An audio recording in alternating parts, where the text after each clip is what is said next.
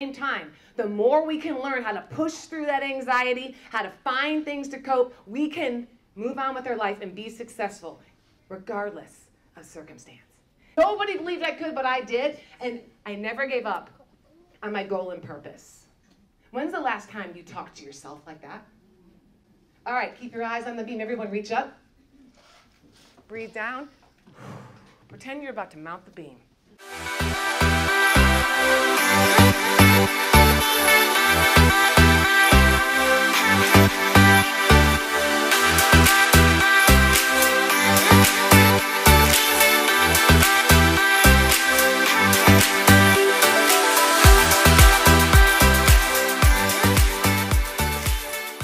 Welcome to another episode of Heated Conversations. I'm your host, Peterson Pierre. I'm very excited that you tuned in today to listen to the great speaker that we have. We have former head coach of the University of Alabama Gymnastics, DANA Duckworth. I'm super honored that she decided to join the podcast to talk about her journey as a gymnast and the venture that she currently is in now in business. Now that I have you, remember to hit subscribe, to share, like, and leave a comment and engage in this video. Let's introduce our guest today. DANA, welcome to the podcast.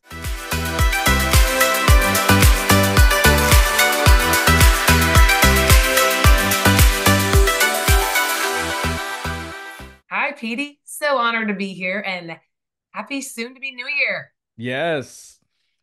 We're less than a week out, at this current time as this podcast is being shot.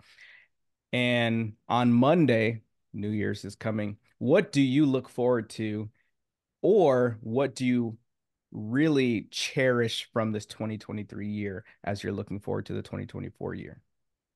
I love looking back and thinking about those core memories. Number one, my daughter being a freshman at college and thriving her first semester.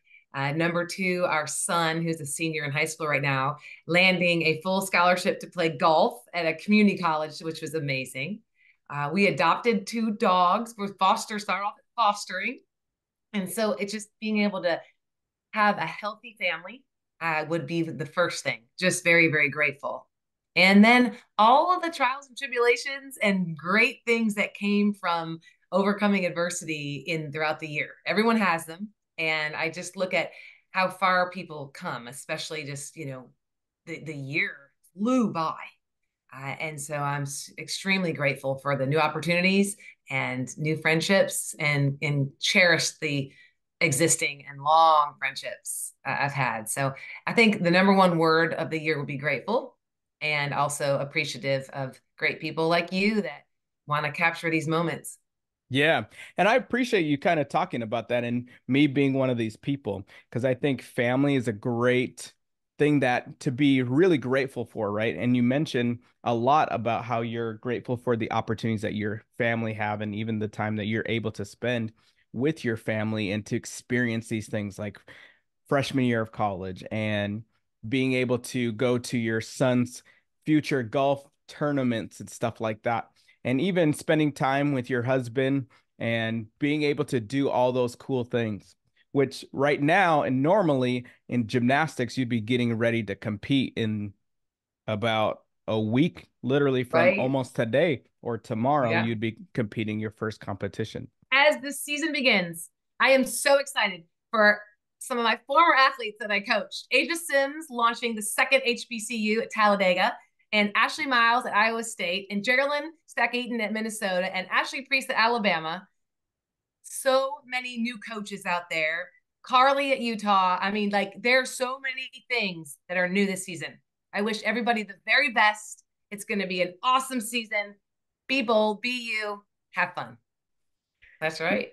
And with family kind of being important, I have a couple of questions. And family may be involved in your answers in these questions. It may not be, but it's going to give our viewers and listeners a little insight of some things that are important to you that are centered around things that I think are important to anybody in food and music. And the first question is, if you could have anyone cook you a meal, who would you have cook you that meal? And what would you request of them to make you? Oh, that's an easy question. Answer: the French chef. Julia Childs, I would love for her to make me some crepes and a French omelet. My dad loved crepes. And so, hands down, that would be one of my favorite opportunities if I was ever given the chance. And yeah. Now, was your dad a pretty good cook himself? Would he make his own crepes, or was that just something that he liked? No, I grew up in Michigan and there was this wonderful family owned restaurant called the Pancake Pantry. And they had the best apple cinnamon pancakes and cherry crepes. And that was kind of my dad and daddy daughter time. And I loved it. And when I go home to Michigan at times, doesn't happen very often, I always make a point to go back to the Pancake Pantry in Warren, Michigan. But no, those are great memories, great food. And I think about it's kind of special you brought my dad up. So, in my 20s, it was 2021, right? And we were literally getting ready for season. And my father, at 90 years old, did pass away from COVID on January 7th, and season started January 8th. And that was something where I thought, all right, Dad, what would you want me to do? And I share this a lot. He had two famous quotes. He'd always say, if the right one hurts, work the left. God gave you two. And I cherish that. And so when I think about crepes and pancake pantry, I think about my dad. And then the other thing he's always say, life ain't fair, baby. Rule number one. Rule number two, there's nothing you can do to change rule number one except how you respond to it. And I just think that that is about life, and that's about adversity, that is about overcoming. And that is what it's all about. And as season hits, gymnastics season hits, you're going to see teams, you're going to see individual athletes go through all of that, right? There are going to be highs, there's going to be lows, there's going to be wins, there's going to be losses. And I just think about how awesome athletics teaches life and how awesome business teaches life. And so I know I kind of ran all over the place, but yeah, that's where we're at. No, and it's great. And I love that you kind of talked about those things because this is an opportunity for people to kind of learn about you and for you to share your story. And having your father being such a significant part of your story and some of those nuggets and golden things that he gave you that really were things that were probably instrumental in your own life, in your own journey, especially with coaching. And we'll kind of talk about some of those things as well as talk about business. But I have a second question for you. If you could go to see anybody live in concert, dead or alive, who Oh, would you go see and who would you take with you? oh man. Music. Oh, Prince. And I would take Dee Dee Foster because we were freshmen together at Alabama. And I'm telling you, we would sing at the rooftops. I would love to see Prince. Now, I'm from Minnesota, and that's where he resided. Resided in Minnesota, and you being from Michigan, being Midwesterners, can you kind of talk about the significance of having Prince so close? Oh, he was an icon. He was willing to go outside the norm. He was an example of, I tell people all the time, be bold, right? Be brave and be you. I mean, is that not the best example? I feel like the Midwest, the culture, the cold weather, the learning how to face the cold wind and the snow, and it creates a toughness, a mental toughness, a just a different layer of competitor, right? So I think you could look at Prince and all that he accomplished and overcame, and his history and how he just was successful regardless of circumstance. I think that that is something that stands out and very important that you can see parallels in, not just the Midwest, but anyone. Yeah. And you mentioned your teammate Dee Dee that you would love to be able to go and see this concert with. And you guys, as we mentioned, being from the Midwest and it being cold and snow like that, bringing your giftings and talents and your love for music from the frigid cold to the heat of Alabama. Can you kind of talk about the friendship that you have with Dee Dee Foster and why you would choose her to go to that concert with you? Well, we were freshmen together at the university, and you arrive literally as a caterpillar, right? You're a baby, and you go in the cocoon, and during the time you're in the cocoon, it's messy and it's change and everything is different, and you navigate life in that form. And we were super competitive with one another when we were athletes. And it's really later in life where we become very good friends and talk a lot about the Lord, talk a lot about life, talk about next steps. And so it's a sisterhood. So when you look at your teammates and those that you've been able to do life with, I mean, those are pivotal moments where you're developing character and you are going through a lot of life change together.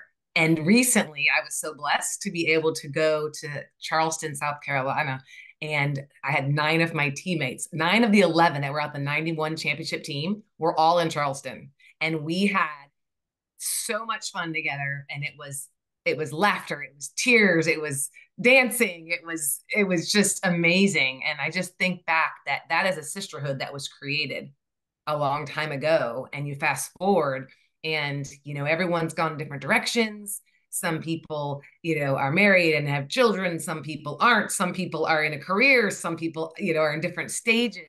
And just to be able to be supporters of one another, especially women supporting women, lifting one another up, those are just those are times where you recognize how special it is having been a part of something bigger than yourself and being a part of a team, and that love. Oh, yeah. And I think that's super essential and super important to be able to recognize those things and have those people and those relationships that you cultivated at a time that was really significant in your life. When you go to college, there's a lot of growing that happens. One, you are continuing to grow, obviously, in your academic, right? You're trying to figure out who you are as an adult and be able to create that identity as an adult. Also, you're creating relationships and you're having influences from your peers and influences for from your professors and some of your coaches and stuff like that. And I think it's in a very important part of your life. But I also think that before that, there's other people that influenced you, right? And you mentioned earlier you're from Michigan. Can you kind of talk about your upbringing and some of the people on your way to get to Alabama as an athlete who were significant to you? Well, I have to give a number one shout out to my mom. My mom, many people know Judy Dobransky. She was a top level brevet international judge. She was a coach, she was a dancer, and I literally came out of the womb in a gym. And so I grew up in a gym. I started gymnastics at 4 or 5 years old. I started to love and compete the sport like at age 8 or 9 and never looked back. I think that my mom was tough, and we joked there were no baby bottles in the Dobransky home. But she never forced me to do gymnastics. And my parents never expected me to get to the level that I got to, you know, making the national team, traveling the world. And so when I go down the list of people that made me who I am, right, is I think back to my Tiny Tot 2 coach, Sharon Weaver, that I like was terrified of. And she made me, you know, realize that you want to be good at something, you got to be disciplined. And then I look back and Mel Foster was my coach, and Steve Whitlock. Our gym was called Acronauts. It was Steve Whitlock School of Gymnastics. And I stayed at the same gym my whole career. I remember begging my parents at one point to send me out west to go train. And my mom just said, and it was because I was scared of a double full. Oh, I had a fear of a double full. I probably learned a double full like 10 times. But it was the one time in my life where I almost questioned whether I should keep going because I had a fear. And when you fast forward in life, fear is not a bad thing. Fear can take you to heights you never thought you could go. And so I'm grateful that my mom and my dad made a decision that I was not going to leave home. I was going to train and stay at, you know, in Michigan. And so I look back at my club coaches. I mean, I had many club coaches along the way, but Steve Whitlock and Mel Foster and my mom were key coaches. I joke because Dave Kazara was a coach at our gym at one point, and he had been a college coach at many different levels. And I think he taught me how to do a handspring full 5 times. I kept losing it and kept getting it back. So it's those coaches that just stayed persistent, right? And I will never forget dear coach, Kevin. Kevin, I was struggling. There's like some mean girl syndrome going on, and I wasn't invited to a birthday party, and I was so upset. And Kevin said, Dana, shut up and work. And I was like, what? You know, Right. but I think back, and that's where that burn came for me is no one was going to outwork me. I wasn't the most talented naturally. I loved gymnastics. I love gymnastics. And I just decided that my work ethic was going to be one of my signature things that would make me stand out. And also, Petey, if I had $1 for every time someone told me I was too tall to be a gymnast, I would be a millionaire. And I think that that was part of my burn as well. I was told no. And I used that not to prove other people wrong, but to prove to myself that I could be a 5'7" gymnast. I could have a long, elegant look and line. And I was very fortunate to be talented on balance beam and loved balance beam. And that was the one event I would do anything on that event and was never scared. And I just loved it. And I just looked through the years and where I landed, and you go, wow, it paid off. And can you also talk about the head coach that you had at Alabama and what she did for you and to continue to grow on those things? Because obviously she believed in some of those things that you were told you're too tall, but you're able to make the best out of it. And she gave you an opportunity to go and fulfill your collegiate dreams at the University of Alabama. Can you talk about the significance she was to you? Absolutely. First off, you really can't talk about Sarah Patterson without David Patterson. And that was a very unique husband and wife team. I'll never forget when David came in the gym and was recruiting me, and he had these eyes and he was watching, and I was like, not really nervous, but thinking, what is he thinking? And then I land, and back in the day, you took an official visit in the spring before you came in August. There was no early recruiting. There was no getting recruited in 8th and 9th grade. It was literally you were a senior in high school. You started to get recruiting. I went on my official visits by myself, no parents. I showed up, and I remember going to a restaurant called The Landing. And Sarah and I met at that restaurant, and it was just an instant connection to a family environment, to a university that made me feel like I was at home. And to see where the university is today, when I got there's 18, 19,000 students. Today, it's almost 40,000 students. But what I always loved about it is it always felt like you were seen, you were heard, and you had a great support system and an environment. And so I go back to discipline was huge, right? We were about integrity. We were about doing things right. I loved, people would say that Alabama was the classy team. And, when I became the head coach, I had 3 words on the wall: was integrity, respect, and class, and non-negotiable. And I think those things stemmed from the foundation that Sarah and David built. And I think those are really important. Like you said, those 3 really non-negotiables will take anybody really anywhere, but having that be known and going from Michigan to Alabama, was cultures really different, or was it similar and it made you so comfortable going to Alabama? I was one of those people that didn't feel the culture was that different. And I think a big part of that was when you arrived in Tuscaloosa, you had an instant family. You had an instant team that was your sorority in a sense. It was a group of people. We were all like minded. We all had the same goals. And I loved every ounce of how you were part of something. You got to represent this beautiful script A, and it meant something. And so I don't know if we were just insulated because it was just, you were there for a reason. And that was from academics to the dining hall experience to the other athletes we mixed and mingled with and everything. Now it was hot. It was very hot. And that was definitely a change. And I think I was very, growing up in Michigan, I don't know. I was very, very cultured. I was exposed to so many things And I feel like I just took that love and passion for people down to Tuscaloosa. Yeah. No, and that's great. I think a lot of times if you're able to have that perspective, it makes transitions like that super easy, right? And your love for people and caring for people, I can relate to because that's how I am. I never really felt like I had a clique in high school or even in college. I had close friends, but I felt like I could vibe with anybody of any demographics, any language, any culture, just because the love for people and the uniqueness of people and learning where you're from and you're into and how we mentioned music and food and to experience a lot of those things. Was that something that you were taught to do, or was that something that was just like instinctual in you to just love people and love every aspect of how different we as people are?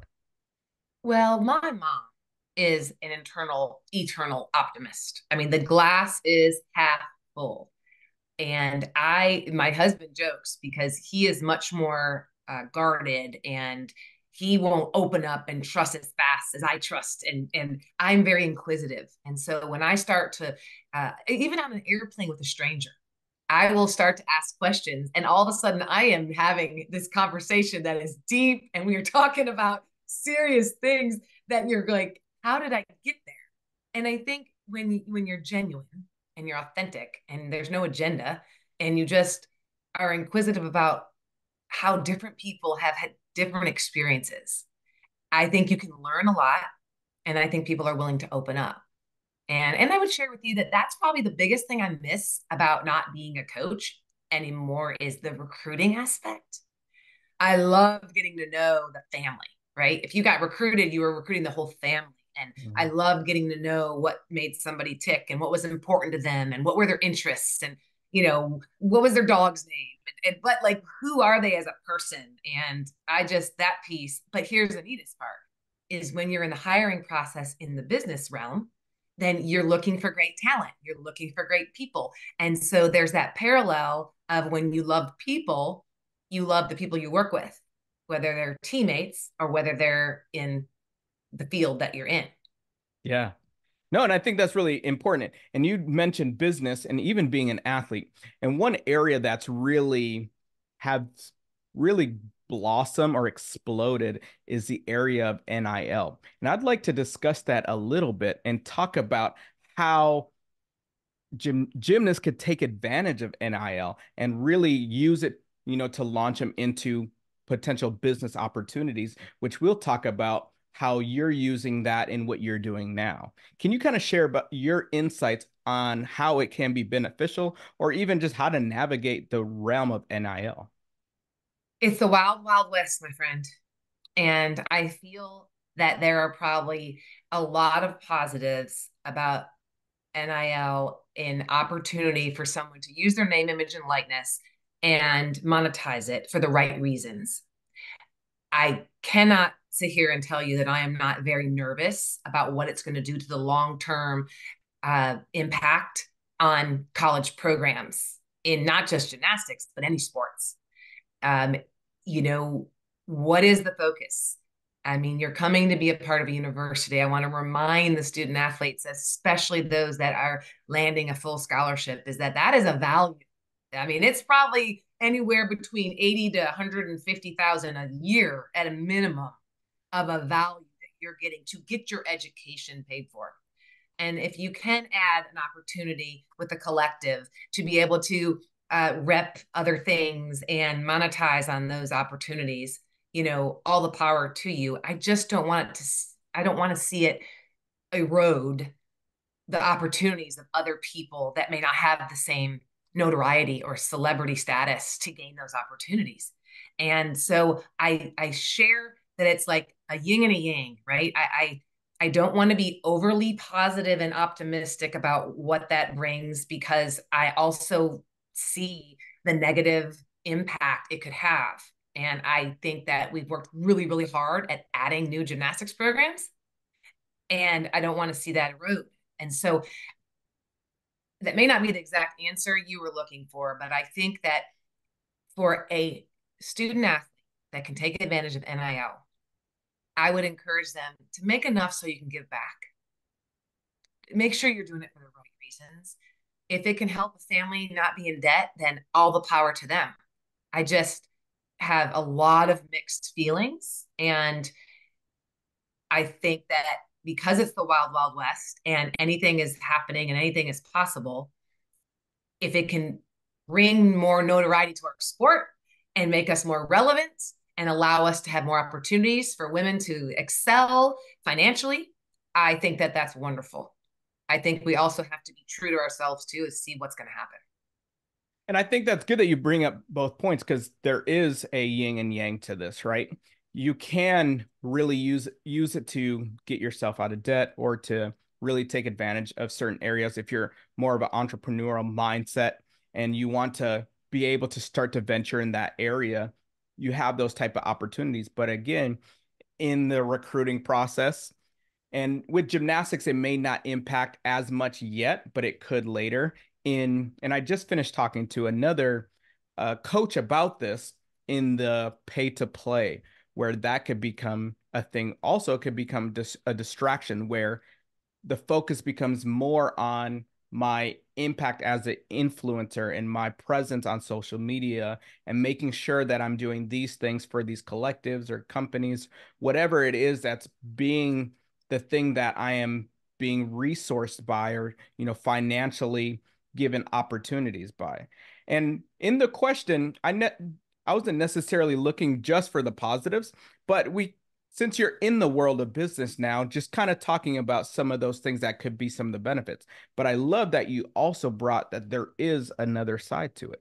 And with any of these conversations that we're going to have and having with the process of going to universities or being a part of universities, there's going to be a good side, quote unquote, or there's going to be a not so good side. And being able to be truthful about those things, because the world that we live in has that. It has a benefit. It has pros and has cons to pretty much anything that you're going to do. And being able to have those honest discussions so that people can really navigate and make the decision for themselves instead of being convinced one side or the other. I think there's two sides to it. And I do think that there are pros and I think that there are cons. And like you said, I feel that I don't want a student athlete to lose sight of they have a job to do. When they land at a university, if they are on a team, it is not about them. It is about the team. And it is about them doing their job, because individually they do their job. Then there's probably more NIL opportunity. So there is a win-win if your best athletes are competing at their very best, because they're going to be recognized, and businesses that may find a market value in their face representing their product or their service or whatever it is they're doing. I think that that is an exciting opportunity, right? As you said, is entrepreneurial, and to be able to have a student athlete develop a savings account that when they get done, they can go launch their own business, or even some are doing it simultaneously while they're, doing all that. But I also just have to be honest that, are you coming to be on a team, or are you coming on and in it for yourself? And if there's a combination of both, then how do you personally hold yourself responsible and accountable to the job you've been asked to do as a student athlete? Absolutely. And manage the piece of what the NIL requires of you in your time and your resources, your gifts and your talents. Absolutely.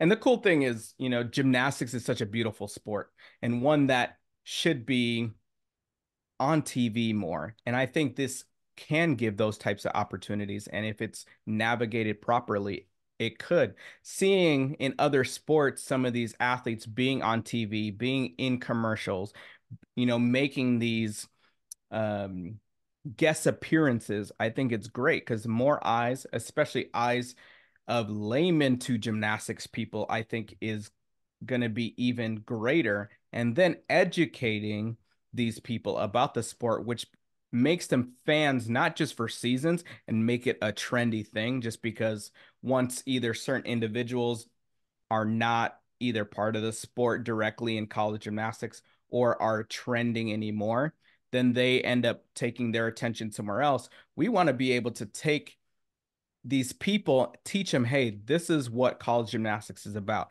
And this is a time where, one, it's entertainment, right? And a lot of times that's what you're going to certain events, is to be entertained. If I go to a sporting event, I want to be entertained, right? And that's the reason why I go. And so with gymnastics, they're doing a lot of cool things. And some people just see the cool things, they're like, whoa, that's cool, but I don't understand it. So when the Olympics come around, I'm going to go see that cool thing and be wowed. And then after that, I have no idea what's going on. The cool thing also, and this is not necessarily NIL related, but someone like Simone Biles connecting to having a husband who's in the NFL, now that's also bringing attention from fans from the NFL into it, right? And then those businesses that might be connected normally to the NFL may have opportunities for gymnasts to tap into, right? Because now there's an audience and there's going to be people that are looking at both that could merge. And I think that's a great thing, similar to how the Taylor Swift and Travis Kelce with the Chiefs and, music have been able to come together to create even a broader market for people to kind of view both. Well, what is life about? Networking. And I think the networking piece is so crucial to being able to expand your breadth of who do we have access to, who can, just get a wild excitement behind our sport and say, hey, this actually might be relative to what I'm doing or the business that we're in. And I do think that it just grows the footprint of the number of people who can have exposure to our sport. Because one could argue pound for pound, and from artistry, strength, speed, endurance, beauty, grace, flexibility. I mean, what other sport has every element?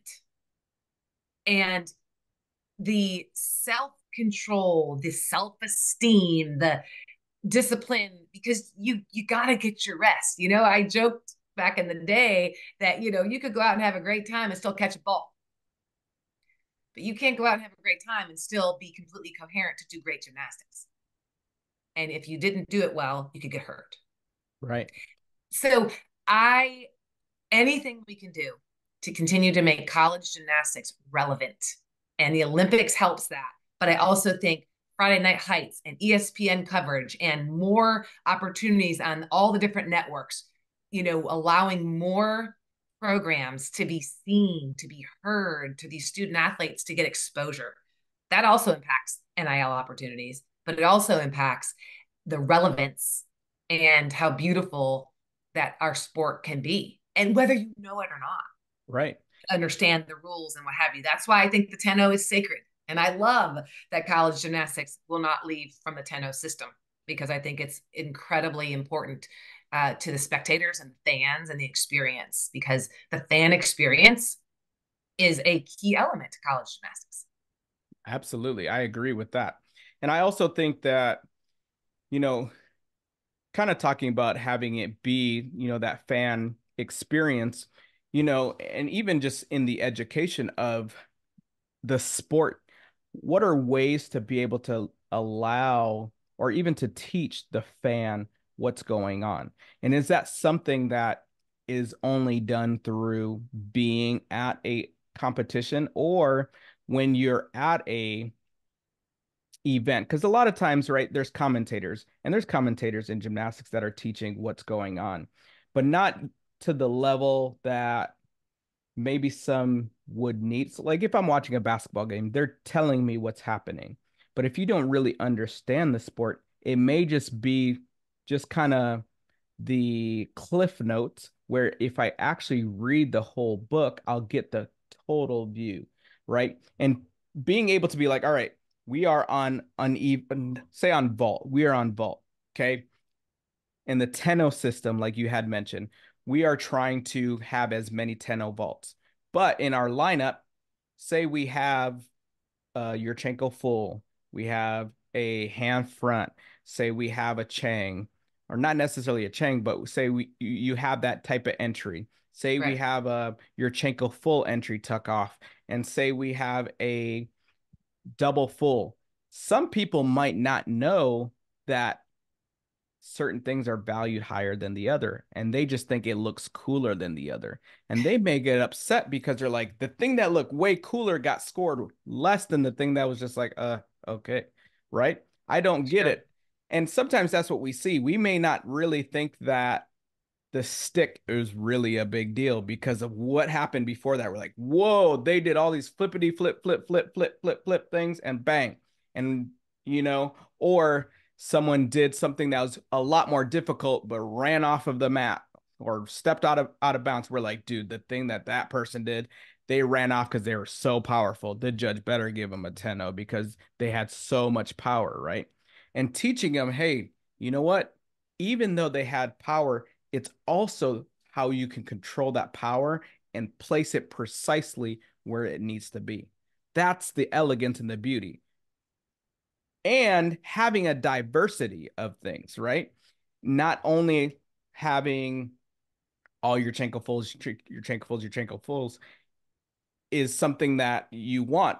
And also the human aspect of us, and your mom probably understands this being such a prestigious judge, is there is a human aspect of when you're watching things and how you perceive it. And if you have more options, say on vault, to separate, so Mm-hmm. that I can't make the same, I can't judge it the same way. If I see 5 Yurchenko fulls in a row, guess what I'm going to do the whole time as they go? If that first one hits it out of the park, I'm sorry for the next 4 or next 5 that are going to go, because they have to either be better than that one or as good.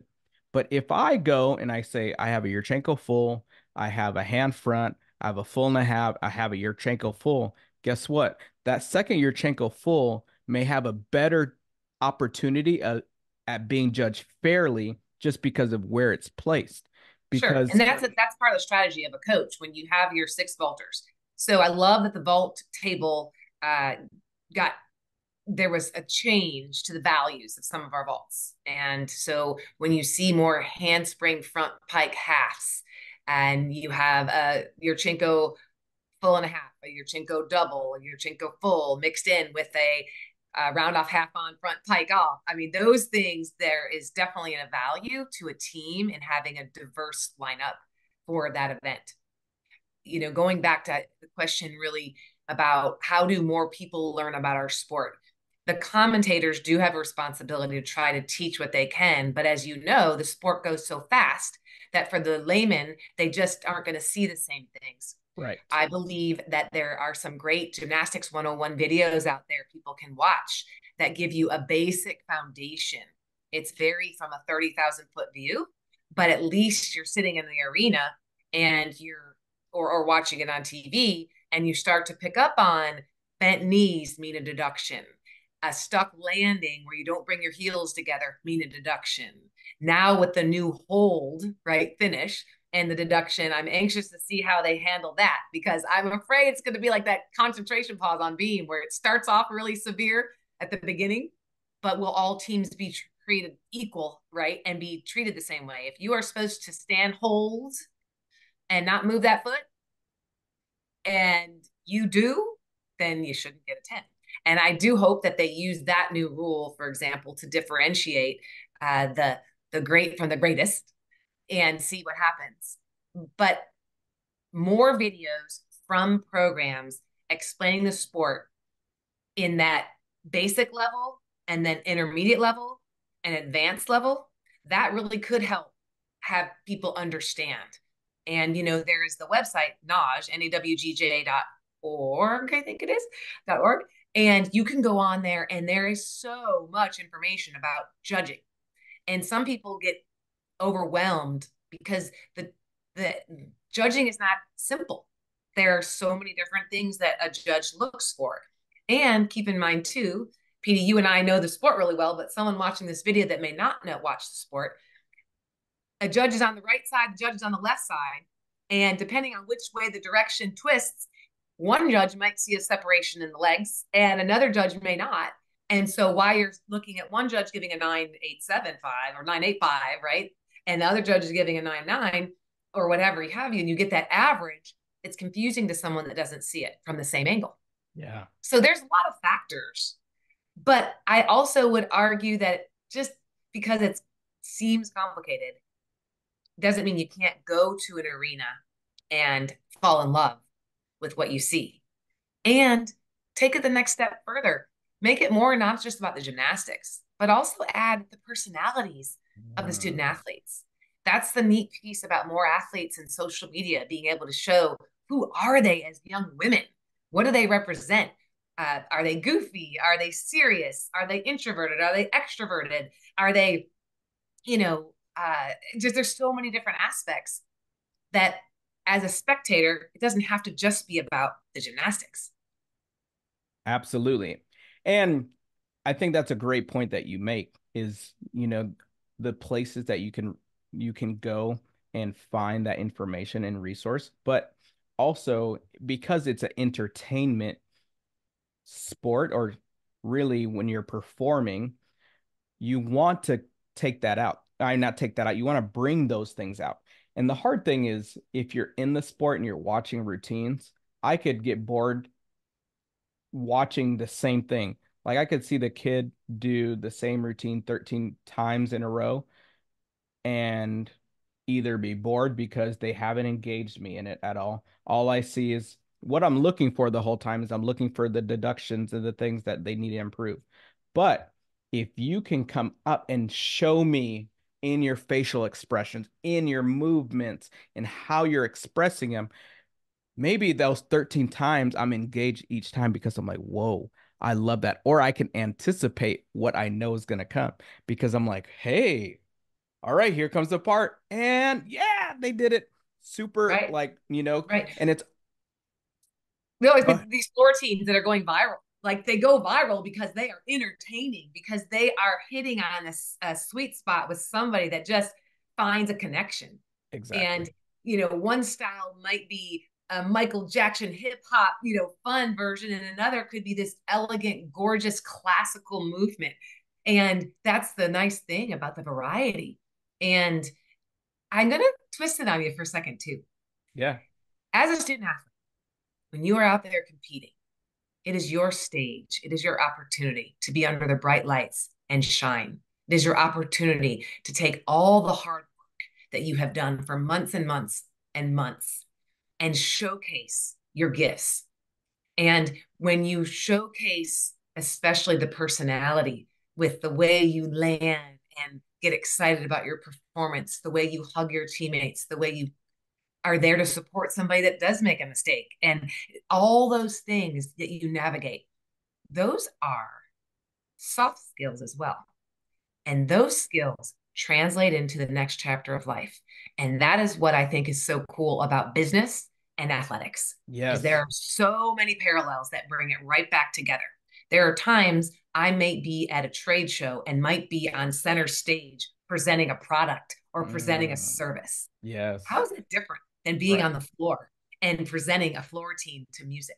Yes. Maybe it's artistry in motion when you're doing floor exercise, and on the center stage of a trade show, it's technical, soft skills, sales skills that you're using. I love that parallel.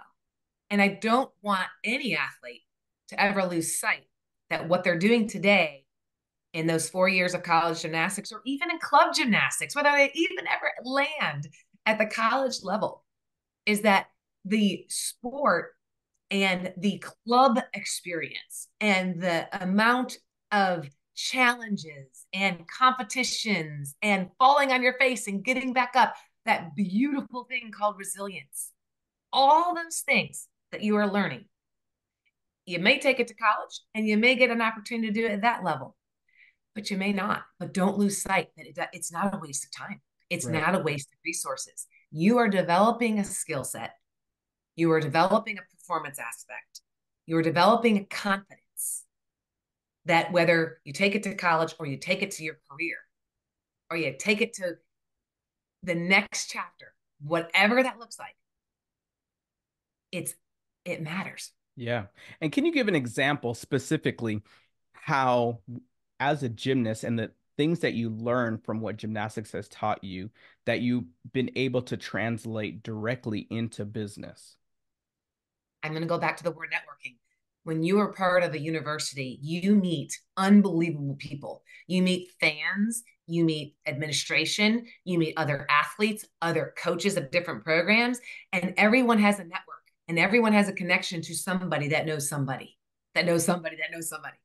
And now all of a sudden, now you are in business and you are looking for a new client or a new mentor or somebody in business that has done great things that might be able to be a connection for you, whether it's in the financial industry, whether it's in the industry, manufacturing industry, whether it's in the engineering world. I mean, you learn about different people that may know somebody that can connect you to other people, that could lead you to other opportunities.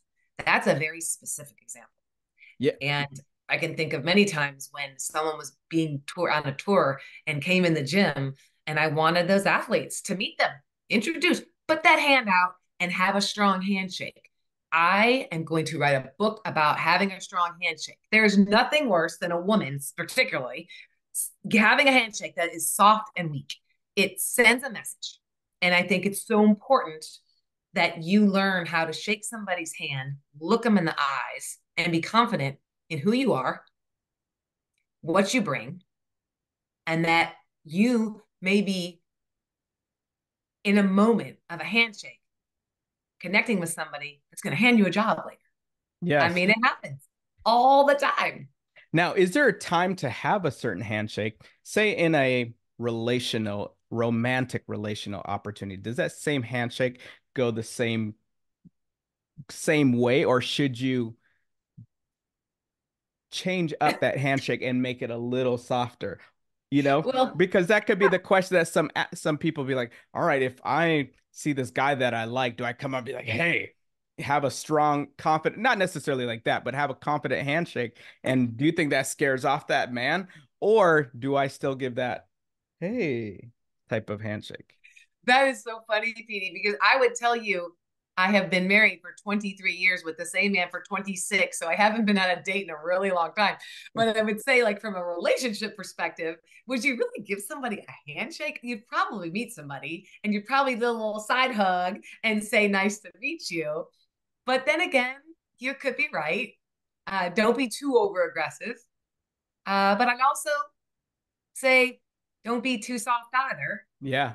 Now, a handshake where you kiss your hand and act like a princess, I'm good with that too, right? Yeah. Like a prince or a princess being sweet. But no, I do think it's important to know the emotional and have the emotional intelligence, Uh, right? To know when it is to be a strong handshake in yes. business. When I walk into a boardroom and it's a male dominated industry, I'm going to have a strong handshake. Mm. And it is my first impression to somebody. I'm going to look them in the eye. I'm going to ask them their name, or I'm going to find something out about them because, one, I'm interested. And two, it is your first impression sometimes. And how are some other ways? Because in gymnastics, a lot of times the stigma is you've been told what to do a lot. And even after the sport, it's hard for some gymnasts to figure out what to do. And some get back into the sport because that's all they know. And they've been told, hey, do this assignment, do this, make this correction, do this, do that, do that. And it seems as though their freedom may not really be, not necessarily expressed, but not been able to drive it a lot of times. What do you say to that? And how can those who may feel like they're stuck in that mentality and that mindset be able to free themselves from that and be able to take advantage of some of those things that they learned through getting to the highest levels in gymnastics or whatever level they get to be able to make a great impact on their business ventures or anybody else who's trying to pursue them in any career? I think that what comes to my mind is balance. So when you're a club gymnast and you are young and you are in the development stages, your assignments are driven by your coaches because they are trying to take you through progressions, right? To take you through steps so that you can take your fundamental gymnastics and get to the higher level. And if your foundation is really good, your basics are solid, then the hard skills are not nearly as hard. And that's very important. And there is a level of reps, there's a level of discipline, there's a level of focus, basics, and drills that they're just part of the equation. On the flip side, there is a balance in communicating as an athlete. There's a difference between being sore and being injured. And I think that that is a big fine line that is being improved upon so much in our sport, of being able to have an athlete that has a voice, that can speak up when enough is enough, because it's gone past I'm just sore. It's in a place of pain, right? So the reps, the fundamentals, the basics, and all those things are very important. And your assignments, you're told what to do. Now, many coaches at the college level, I've seen that was many times you had a collaborative approach for what your assignments look like. And some athletes, they were their worst enemy in the sense that they thought they needed 100 reps. And you're like, no, actually, if you can stick 3 in a row, why do you need 20? And but then some athletes in different seasons of their life may need more reps or may need more numbers. And those assignments have to be done in a way that is beneficial to both parties, right? That Correct. you're making progress, but you're not also going into an overuse situation. Absolutely. Okay. So the independent thinking, though, I love that realm. An athlete being able to make their own choices. It is a maturity that takes place. It's a maturity that happens over time. And I absolutely know that when you go to the next chapter after gymnastics, when you go to the next chapter and college is done and you don't have, a coach teaching you for a long time, it's a transition. It takes time for you to no longer be Dana the gymnast to Dana the career woman, or Dana the mom, or Dana, right? Or whomever that is. And so don't try to rush it. Embrace the journey. Yeah. Right. And it is a journey. And it's not a race. It is a marathon, and you're going to make mistakes, and that is okay. But don't be afraid to be able to have independent thinking and make some decisions for yourself, right, wrong, or indifferent, because at the end of the day, your mistakes are where you grow. There's no doubt that those are opportunities for growth. And as long as your mindset is good and you use it for what it was worth to teach you the lessons, the quicker you let it go, the more your self-esteem starts to improve. But the longer we hold on to those things, those mistakes, those things, they deteriorate your self-confidence. Right. So there also is that fine balance of you being emotionally intelligent again to know, when have I learned the lesson and when do I move on? And now do I take that and I'm a better version of myself because I've been through it. Yeah. And you had mentioned that you love beam, and we're just talking about balance, right? And that was a key point in that last segment we just were talking about. Now, can you relate the things that you learned from beam, the elegance, the beauty of beam, the focus that you need to have on beam, the precision that you need to have on beam, and even just the heart to be able to throw some of these skills on the beam and to throw certain skills off the beam and to have a precise landing, and how that correlates into your next career and also into when you're doing business to be able to be successful. Because just like if you were to crash on beam, it's painful. It could be painful to feel like you're failing or crashing in business, and how to be able to correlate those two. So did you go to my website, Petey? Because I have a website, coachdx3.com, because I'm Dana Dubransky Duckworth. So that's where the DX3 comes from.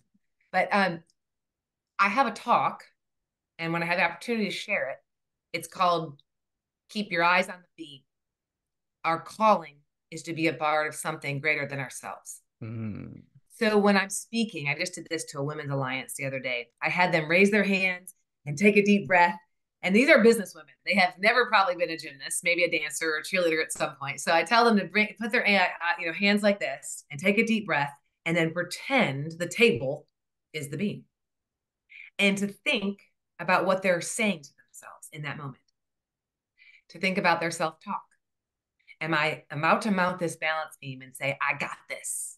I'm about to mount this balance beam with confidence to know I've done the reps. I am prepared. It's autopilot. Let me just shine. Are they prepared to know that, hey, it's a beam. It's 4 inches wide. It's 4 feet off the ground. It's 16 feet long. I got to mount. I got to dismount. Oh, I might fall. What are you going to do with that? You're going to keep your eyes on the beam and you're going to get back up and you're going to show resilience. That one routine does not define you. It just is part of the process.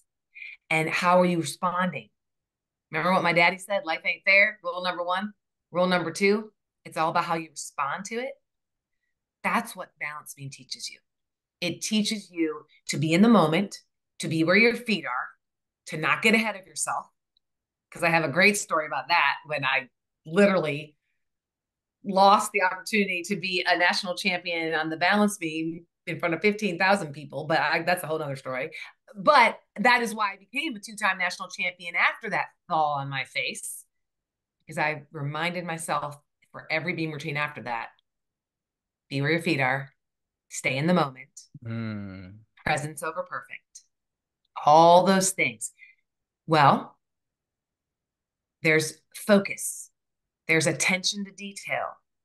There's keeping your shoulders square, right? There's taking your eyes off the beam and being a performer. Think about in business. You walk into a sales call. You want to be on. You want to be confident. You want to make eye contact. You may slip up and say something that's your fault, right? And you got to rally back. And it's okay to say, I'm sorry. It's okay to say, I don't know. I'll get back to you. And a beam routine, you may have a good one. But I also think you have bad days, so you know what a good day feels like. You have bad sales calls, so you know what a good sales call feels like. You've got great interaction with a colleague. You got tough interaction with a colleague. You have good days on the beam. You have bad days on the beam. Sometimes you and the beam have a conversation. Right. And we're talking about heated conversations. You got to be able to come to a table and respect each other's differences. And I think it's so very important to think about what athletics teaches us that can relate to every chapter of your next life. Which brings me to life as a full-time interview. Everything matters. And I think that's great because a lot of times, even with interviews, we sometimes want to be what we think we're supposed to be. And sometimes even in sport, we try to become what we think we're needing to. I've seen this firsthand in both club but college, is when you get into a program and you've already been told or if you've already been accepted to be in, it's not your job to keep proving that you're needing to get that job. It's for you to be yourself. That's what got you in there, and to continue to do that. And I've seen it not work out for people because they keep trying to reinvent themselves, not in their genuine way, right? If I'm Peterson Pierre, that's who I need to be, right? That's right. But also when I go and I'm doing this interview, you want to present your best self, but you have to understand, one, what job you're going to and what you need to, what part of you have to bring in order to fulfill that, but also bringing your authentic self. Sometimes if I come in and I'm saying, you know what, I want to be one of your sales reps, right? And I'm just funny, but I come in and I'm just a robot. Yes, I will do this, and this is how. But if I can crack jokes and I can make you laugh, but yet I can get the sale done, and I don't present that person because I'm afraid, hey, if I just say a bunch of jokes and I'm funny, they won't think I'm serious. But understanding that, hey, that might be the thing. I know there's this guy on social media who went around and he had this bottle, this pink solution in this bottle, and his thing is it would fix everything. it was almost like on some cultures how in Greek culture they joke about how Windex is the thing that would fix everything, Oh, right? If you yeah. right, I mean, My in Big my Fat Greek Wedding it, was the finest movie. Windex could fix everything. exactly. So he had the solution where, hey, if you have a spot on your carpet, it can clean that. If you need to clean your car, it can clean that. If you need to clean your teeth, it can clean that. It just was this thing, but he would just use jokes the whole time and crack jokes and get people to buy it. And again, they weren't buying that product for what it did, is they're buying it because of that salesperson and how he made them feel. And understanding that in what you're doing and what you're in and how you said life is an interview is bringing your authentic self. If you're funny, be funny, right? And I think, and I say that you need to be you, because trying to be something that you're not won't last. Trying to be something because you think it's who you're supposed to be, again, is exhausting because it's not the real you. And you have to understand that God made every one of us completely unique, yes, completely different. We're constantly changing. Our cells are changing every day. Our experiences are changing every day. Who we are becoming is so much more important than a title or what you've done or where you are. And so it's so very important that in the recruiting process, in the interview process, there is a balance. You have to be competent, right? If you are interviewing to be an engineer, you can't not be an engineer and be able to go do that. But if you are managing people and you know how to rally a bunch of engineers because you are a people person, then you have to designate and you have to demonstrate in the interview that I can rally the smartest humans ever that know engineering, and I can make them a team. Don't discount that because you have more of a sales marketing background, you can't be an unbelievable team leader, because you need those people that have that expertise, that have that competence. So you have to figure out your gifts, your strengths. And there's so many tools out there, whether it's a predictive index, whether it's disc profiling, whether it's a Myers-Briggs, or it's strength finders. Like, people should do those. I love the Enneagram.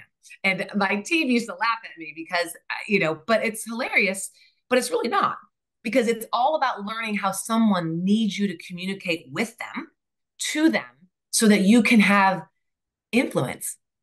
And if you don't have a connection, I don't think people are always going to maybe share everything because they don't feel that there's that trust or that ability to be authentic and honest. And if I've learned anything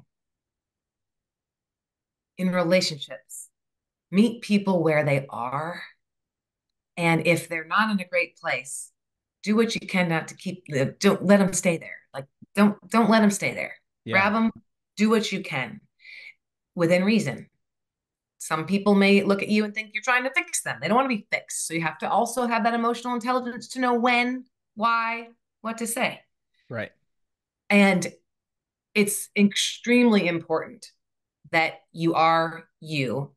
But I also would say funny is important, but there are times you have to be serious because Right. you're dealing with a topic that's serious. Absolutely. So when you're coaching your student athletes, when you're coaching your athletes, they're all different. You're going to Yes. meet them where they are, and some may need a certain type of conversation, and another may need a different conversation. Absolutely. We can't be afraid of tough love. We can't be afraid of discipline. We can't be afraid to say mental toughness is an important thing. Correct. It's not a negative word. Are there experiences people have had that have made it negative? Maybe. But I'd also flip it around, is that attitude and effort and kindness and gratitude, that is, you don't have to be talented Yeah. to have a great attitude. You don't have to be talented to have attention to detail. You don't have to be talented to honestly have resilience. You have to make a choice. Yeah. You've got to find in your heart that burning desire of what really drives you. And so I would flip it on, I share with you that I had the 3 words when I first started. It was integrity, respect, and class as a non-negotiable. Yes. Those are really wonderful things.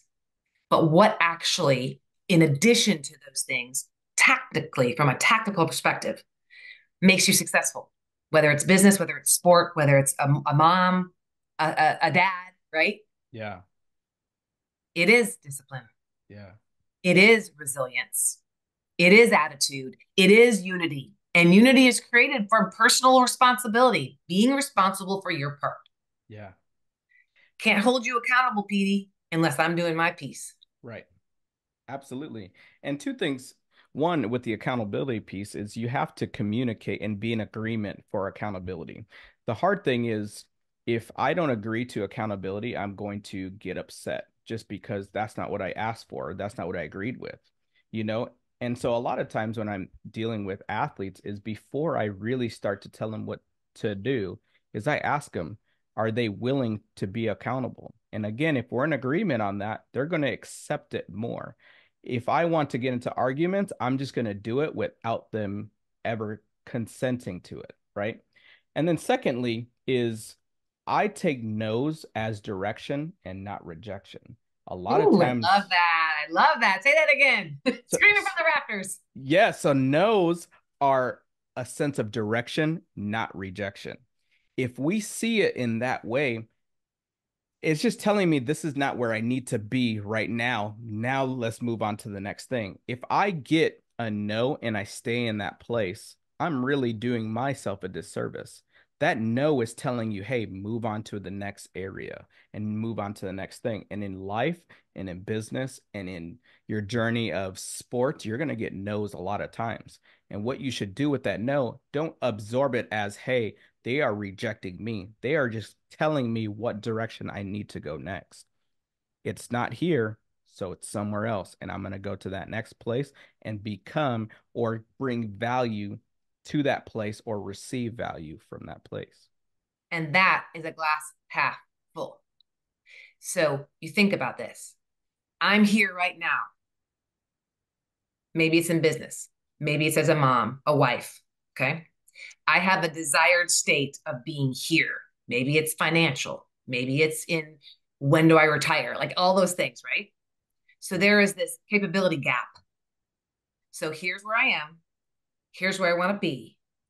What skill set have I developed or do I need to develop in order to fill that capability gap to get where I want to be?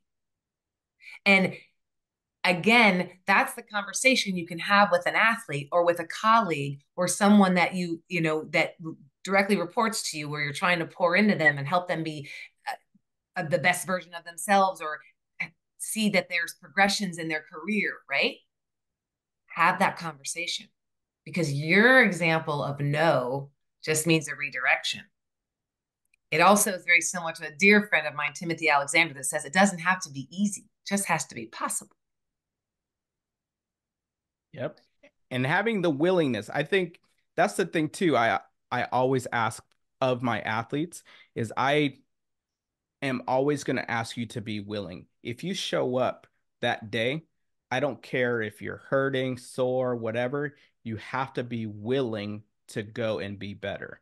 That is my number one request. I'm not asking for perfection. I'm not asking for this or that. All I need is a willingness. And Yeah. in that, have a great attitude and put effort. That's it. Those are literally my three things: is a willingness, attitude, and effort. And that for me is what drives my coaching. That's what drives what I look for from my athletes. And that's what gives me energy, or that's what depletes me of energy, is those things. So, I'm in corporate America now, and I am in a field and in an industry that I did not know.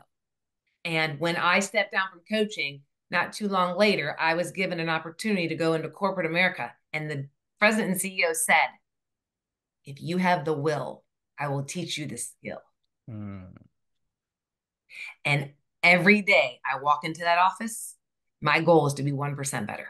Yep. Every day it's to learn another thing I may not have known, whether I'm looking at revenue and gross profit and a P&L statement, or finding a way to find new talent because we want to expand a division of our company, whether it's looking at the opportunity for growth personally and professionally. Yeah. I love this conversation because you're seeing how it's all interrelated. And nothing that happens in our life doesn't give us an opportunity to take it to the next chapter. And every sphere of influence impacts our overall being. Yes. And so surround yourself with people who celebrate your energy, who love you unconditionally, who are going to let you fall on your face, but they're not going to leave you there. Yeah. And find that 2 a.m. friend, 2 a.m. friend. You know, you don't need a bunch, but you got one or two. Those people in your life are there in the best of times and in the worst of times. Uh-oh. Did that pop up on the screen, Peter? No, nothing popped up. You're good. Okay, sorry. You're good. So again, find that 2 a.m. friend that's there with you in the best of times and the worst of times. And when you make a decision of where you allocate your time, make sure you spend it with the people that are going to love you unconditionally and be there for you, and you will be there for them. Yeah. And that is what life's all about. I love that. In wrapping up this current conversation, because I'd love to kind of dive into this deeper, and maybe we can do a series and kind of talk about specific areas and how each of these things look. Is there any things that you want to plug for yourself that you're doing that people kind of can get involved in, or any nuggets, kind of like the ones that your dad gave you, that you want to leave with the listeners and viewers that they can really start to apply to their life today to make that 1% better happen in their own life? A key is the true mental toughness is truly your attitude, your effort, your kindness, and your gratitude, regardless of circumstance. It's like, thank the bad turn, thank the rough sales call. You have just learned something about yourself, about what needs to be improved upon, and use those imperfections to continue to rise and continue to become a better version of yourself. And don't ever forget, a strong handshake can take you to a next opportunity you would have never thought could happen. And love God as much in the valley as you do on top of the mountain, because faith can get you through anything. And thank you so much for being a part of this and really sharing all these great insights. And really, I think it's hard sometimes to be able to balance going from sport or something you've been doing all your life and having to translate the life lessons that you learn into something new. A lot of times we probably get nervous because the skill becomes different, and we assume that the other aspects that we learn are only related to what we just finished, if that is a certain venture of business or a career, if that is sport or whatever it is, and I have to venture to something else. It's hard for us to sometimes see that the same skills that we developed and learned, we can translate, and we can learn new ones that are specific to that new venture in life. And I really appreciate you talking about that and helping the listeners and viewers, anybody who is wanting or in a place where they're about to transition, or they just transition, or are going to transition after their time at either club, sports, or high school sports, or even going from college sports into the real world, to be able to have those skills. Well, PD, again, thank you so much, because what you just described also is self-awareness and you accepting that you're a constant research project, and every day you have an opportunity to live and learn and fail and grow and learn and live and fail and grow and do it again and again. It's an awesome opportunity. And we are all here for a purpose. Find that internal fire inside of you, have strong values, and go rock on. Yes. Well, I thank everybody for tuning in. This was a great episode and a great time to have some of these conversations that weren't only specific to sport or gymnastics, but really to life. And to be able to utilize these nuggets that we had in these conversations to really impact you and impact the people around you. And the points that Dana made were wonderful. And take some of them and share them with someone else, share this podcast with someone else, so then they also can be impacted by this. Thank you so much. And remember, a strong handshake will go a long way. See you guys in the next episode. I have 49 years with him, and he had the best saying ever. Honey, if the right one hurts, work the left. God gave you two. He also would say, fight the good fight, baby. As women, our resilience and ability to adapt becomes our greatest asset. Sit with that for a second. As women, our resilience and ability to adapt becomes our greatest asset. It's not just about learning. It's not just about leaning in. It is about pushing boundaries, shattering glass ceilings, and paving the way for generations that follow. But embracing mentorship, building your support network, are essential tools in every one of our journeys. So by fostering a culture of collaboration and empowerment, we create an environment where every single person, especially women, will thrive.